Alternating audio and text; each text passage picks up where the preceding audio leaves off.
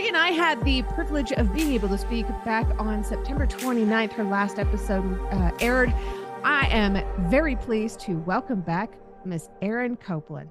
Yay, I'm so excited to be back. It's so much fun when you have such a connection with a host, and sometimes it's sad when it ends. And so when we had another topic, we're like, we can do it again. Like, I was really excited.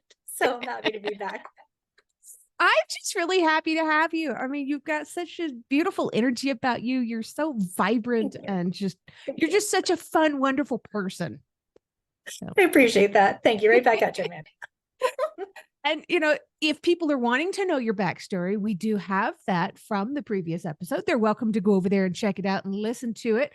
We won't have to get into a whole lot of that today because you already talked about all that stuff. I did. Yeah. But we're here to talk about something else today, which was your first mission in your projects, what it is that you were working on. And the book ended up being written first, but right. And they kind of came out together. So I am the author of Welcome to Caregiving, the things caregivers never talk about. And that is precisely what the book is about. Because I feel like caregivers don't share their experiences a lot and very openly, because it's not really about the caregiver, it's about the patient. And so we kind of keep all those feelings inside. And so that's where Welcome to Caregiving came from. But what my heart wanted to create first was an organizational tool for caregivers and patients. Because when my husband had his liver transplant, and now that was 7 years ago, he's been cancer-free for 3 years now. But all of these doctors and specialists were coming into the hospital rooms, and I was trying to keep track of what was going on, and there were complications and things going on. Nobody knew what was happening. And I was writing notes on the backs of some receipts from my purse because I just didn't have a system. I wasn't organized. I didn't have anything. And then I was trying to remember, oh, what did this specialist say and tell us to do? And now a different specialist is telling us something else. And the information clogged my brain. It clogged my brain completely. And that's where the idea for the patient handbook came from. And for the audience who is viewing, I'm going to hold up the little binder now. So I actually created it as a binder system because sometimes you're done with a project. I'm calling it a project. Maybe that phase of the caregiving is done. You can take it out. Maybe it's ongoing. You need to add pages. I know your brain is not like my brain, and you might need things organized in a different way. And so the binder lets you do that. And I also made it small so it can fit in a tote without being a gigantic, huge, giant thing. Got enough stuff to carry when you're going in and out of hospital visits. So much. And even I use it. I had someone reach out to me that was going through IVF, and they were like, oh my gosh, where was this when I first started this process, just to keep track of all their records. I use it I have chronic kidney disease. So I'm not in and out of the doctor a lot, but I have my annual appointments with all of my people, my specialists, my general practitioner, the gynecologist, all the things. And I keep this book with me to keep track of myself. Yeah. How else are you going to remember what you guys talked about last year? I'd be lucky to remember what you guys talked about a month ago. Yeah, I can't remember. And electronics are amazing. I love my phone. It's got so many apps and so much data. But can I tell you how many times I was either at the hospital, or my husband also receives care through the VA, and I'd be in there and the Wi-Fi didn't work. And so I couldn't pull up the list of medications he was currently taking because the app couldn't get a signal to open. And so sometimes we just need paper. Yes. We just need paper. We just need paper. So were you able to talk to medical providers and stuff when you were going through this and ask them what they thought about it, or if there's anything that you should add or leave out? You know, it's interesting. I really created it from the caregiver's perspective. And as a patient, I use it as well. But the goal of the tool is to be able to get in tune with yourself or have the patient get in tune with what they're feeling in their body. And I have in one of my sections, I have the body scan checklist, and I'm just going to hold up here. It has a silhouette of the human body, and it has different items, just a list of different things like, are you having hair loss, weight loss? Like, how are you feeling? Like different things that are going on, so that when you get in front of the doctor, you know what's happening in your body. Because I don't know if any of your listeners get white coat syndrome, but I will tell you, the minute the doctor walks in, it's like when you go to the mechanic and the thing that's making the noise isn't making the noise anymore. Yes, been there, done that. And then the minute I walk out of the building, I have forgotten everything they told me.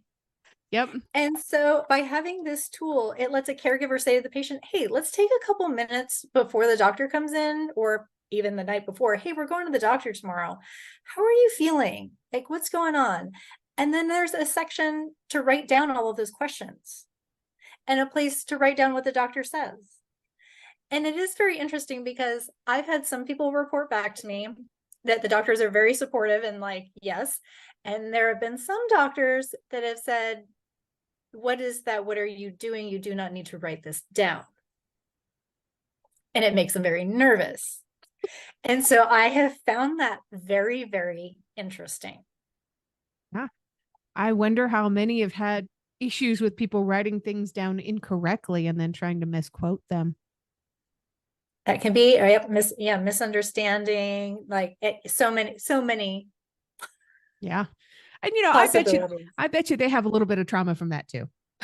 Yeah, yeah. Somebody saying, no, you said, I even wrote it down, and they've got it wrong. Yeah, yeah, Yeah. But it yeah. totally makes sense to need to write this down because we're not going to retain absolutely everything that they're saying to us. I mean, when you get down to the nuts and bolts of it, they're going to tell you like a specific regime, do this twice a day and do this 3 times a day. You're not going to know which one is which. And you're going to be lucky if you remember what the second one is at all, because you're so focused on trying to remember what that first one was. And sometimes they're not readily available if you have the question. Like if you get home and it's evening, you're like, oh, wait, what was I supposed to adjust this medication? They told me to increase it, but by how much? And then you can't always get them right away. Yeah. And so being able to record it and write it down, I found it's been also really helpful for patients who have multiple caregivers. So the book can stay with the patient. But if, let's say, I'm taking a parent to an appointment and the next week my sister is taking them, they know what I know because it's all together and it's not kind of lost in the cloud in cyberspace. It's right there. And That's awesome. yeah. So you mentioned something about when something is ongoing, you can always add in more pages. Do you have those separate pages available as well so that people can just purchase more? I do. I have the original binder system set up as a starter kit, and then people can buy the different sections as they need more. So like I just put out the 2024 calendar because there's an actual full paper calendar in there, because like when my husband was in the hospital, it was really helpful for me to write down like checked into the hospital and I would like in these days and out these days, and this is when the specialist came, because when the medical super bill comes and you're Oh, trying to figure that out, it's like, wait, what happened? Because you're living this trauma and the brain just isn't always our friend when you're living a trauma and you're worried. Like I didn't know if my husband was going to die. And so having everything in one place for me was really important, and being able to communicate more effectively was really important to me. And so I have the paper calendar. I just put that out. And so, but like if people buy at the end of 2023, they get the 2023 calendar as a bonus so that they can start using it right away. And then 2024 to carry them through the year. So I do that every year. I've got the appointments notes pages where you can write down your questions and the doctor's responses. That's a separate package. I've got things bundled. So there's all kinds of options. oh, very cool. How long did it take you to put all this together? I actually did it at the same time that I wrote my book. So a lot of it was just it was in my head. I had a fantastic graphic designer that I have worked with for years and years. And so she occupies a special like part of my brain. Like she just knows me. And so when I was able to tell her what I was trying to create and put out there, she really created a beautiful, beautiful product for me. Oh, I look at it right now. I can see it on your website, which for the people that are looking for it, it's erincopelan.com is the Yep. website. Erin with an E, Copeland, no D. Yes, ErinCopelan.com. And they can head over there. They can check out the resources page, which is where you'll see both of the books, the Welcome to Caregiving book and the Welcome to Caregiving Patient Handbook. These are really cool. I mean, the design is very simple. It's easy to read, but it's really eye-catching. Thank you. Thank you. I appreciate that. It is really cool. Yeah, I really wanted it to be fun for people. You know, even the last section in the book, I called it the love notes section. And they're blank lined pages. Maybe you need more notes to write down what doctors are saying. But maybe I envisioned it being almost an exchange of loving words between the patient and the caregiver, like little secret messages, like thinking of you today, or something nice to say to the caregiver you're sharing duties with, or even just the place to write down like where you parked the car. Because I can't tell you Genius. how many times I lost the car at the hospital, like don't know what level I'm on, don't know, I was the person wandering around with, the beeper on the car, setting off my alarm, trying to find my car. Oh my gosh. I do that at Costco. Right? Right? When you're not in the living a trauma. Yeah. Although going to Costco might be a special trauma all of its own. Yeah, yeah, especially for an introvert. I hear that. So how many different sections do you have in your handbook? There are 2, 3, 4. There's 4 official sections. I have a section for contacts to keep all of your medical contacts and specialists.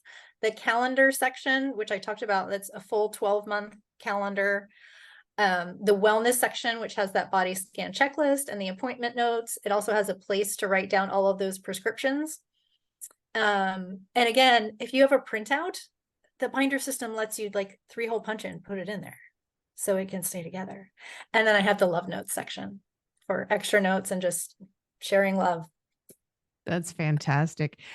How much good feedback have you gotten from people? Are they just like clamoring to get your So book? much. It's so nice to hear when people get a chance to use it and get into it. I've had people who are living with chronic pain, and they have messaged me just because they're going through that process too, of these different specialists and just trying to figure out like what's happening in their bodies.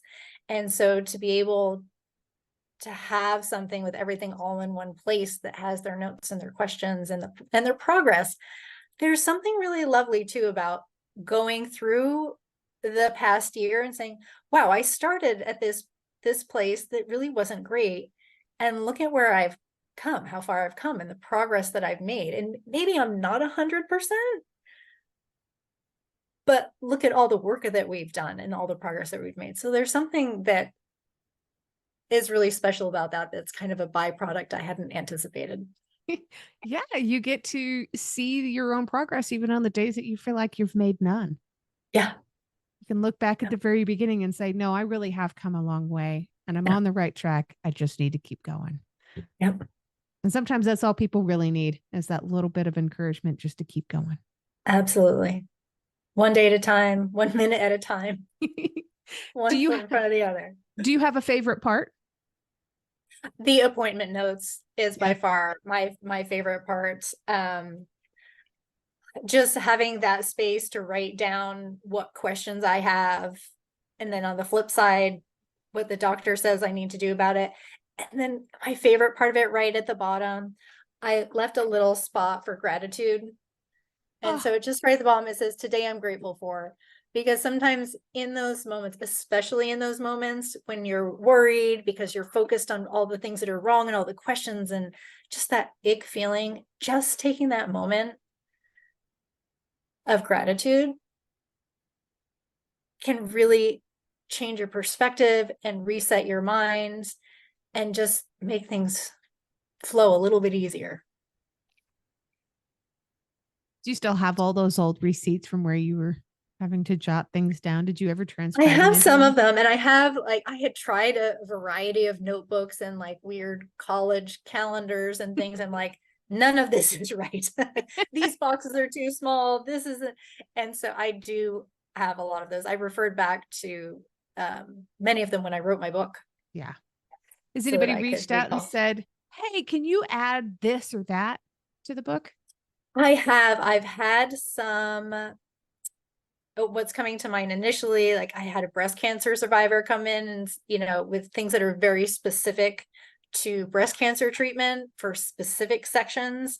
And then even things like, oh, you could put a thing of post-it notes in here and a clip there and like there's so much possibility, and I'm looking forward to expanding it into more. There's just so much possibility. Oh, that is so cool. So when was this officially released? I feel like did I release it the same day as my book? It may have been the month after. So that it also came out in March or April 2022. Oh, Yeah. wow. So it's been out for about a year and a half now. You've already got all Yep. this positive feedback. Yeah. Yeah. Things are going great for you Amazing. Amazing. and great for your husband, which is super cool. Yes. Yeah. Yes. He is fantastic. So, yep, he just went for scans last week. And so scans came back clear. He goes at least once a year for his follow-up scans. So we got another year of clear scans in the books. Fantastic. How many years you guys been married? Oof. We've been together, I think, 27 years. So, My word. yeah. Yeah. And going through something like, you don't look old enough, by the way, to be with somebody Thank for you. 27 years. Thank you. Thank you. But going through something with somebody, and being their Mhm. caretaker, did this bring you guys closer together? Did you notice a change in your relationship? Did it kind of make you drift apart for a while? There was definitely a recovery portion, and kind of reclaiming the romantic portion of our relationship back, because I very much fell into nurse role of that's the best way to say it, of like I'm taking care of you, keeping you alive, versus like flirty, lovely, romantic Erin.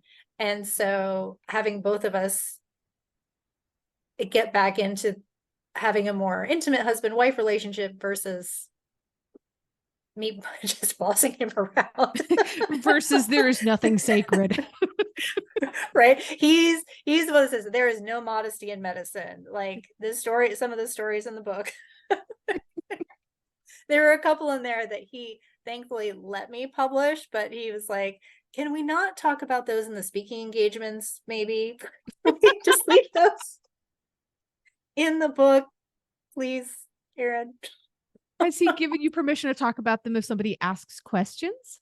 If somebody asks questions, I can, but there are some interesting side effects to transplants, and I'm sure other major surgeries that people don't tell you. Oh And I'll leave it at boy. that. Listeners, you'll just need to read the book for those, because I told them I wouldn't. You're just gonna have to read it. You're gonna have to read Oh it. my goodness.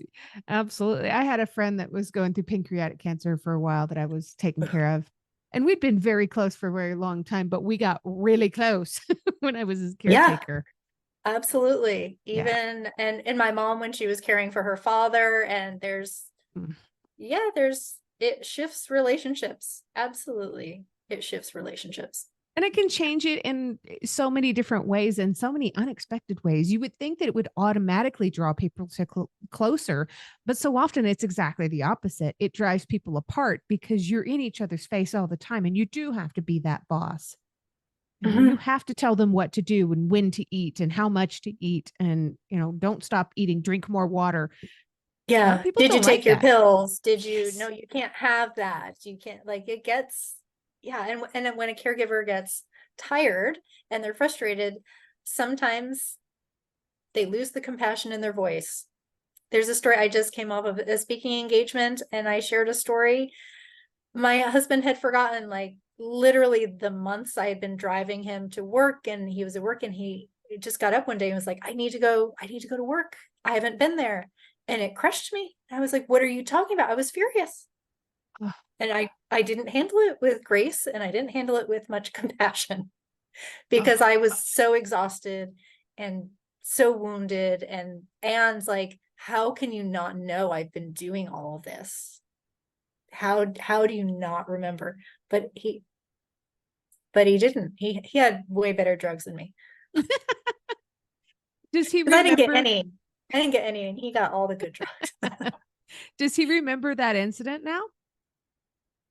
He does. He remembers the moment. He remembers the incident, but he still didn't. He still didn't know that I had been taking him into work for all of these weeks and months, and this whole routine that we had. That it really was a blank for him. But he remembers that moment. I think because I was so sharp and so stern with him, like what it was. Yeah, but he remembers. Yeah. So, Erin, what is next for you? Is next. I've been having so much fun speaking to different groups about caregiving and really spreading this message. I just spoke to the Society for Transplant Social Workers in San Diego at their national convention. And so it was just so special to be with that group who are working every day with transplant patients, and they don't necessarily know this side of the experience for them, for the caregivers or the patient. And so I was able to give an hour keynote presentation, and it just was so well received. And so the more that I can share that message with people in person, I love doing things in person now, being able Yeah. to travel and share that energy and vibration with people and answer questions and learn more about what the caregiving community needs in these little facets, because transplant is different from breast cancer, and it's all so personalized and individual that I just love meeting with people. The in-person stuff, there's just no substitute for it. Yeah. Yeah, I would have to agree. Well, it's about that time where I'm almost going to have to ask my last question of the episode. It's always my favorite question, if you remember that one, and it changes every time. But before I do that, do you have anything else that you would like to add or leave the audience with? I'm feeling very complete. I encourage your listeners and viewers to visit my website, because I'm always adding resources. And maybe if you're not a caregiver yourself, somebody who is. And so I have different resources for the community outside of the caregivers to be able to help support them so that they feel less alone. So I encourage everyone to visit my website. Seriously, it's a gorgeous website. Everything all branded very nicely, all matches. Oh, I love it. It makes my OCD happy. Good. Good.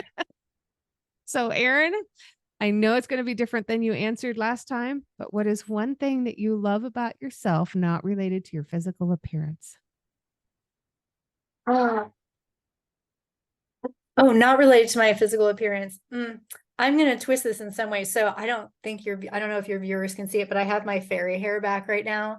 And so I love my ability to be open to having strands of tinsel in my hair, and the conversation it brings to people, and it makes people laugh, and it makes me laugh, and laughter. I'm going with laughter. Going with laughter. If you've enjoyed tonight's episode, please make sure you check out the episode description. You'll find links there on how you can learn more about this guest, to connect with them on social media, and how to support the podcast. Remember, I don't get paid to do this. My boss is a bit tight-fisted, but I can say that. I work for myself.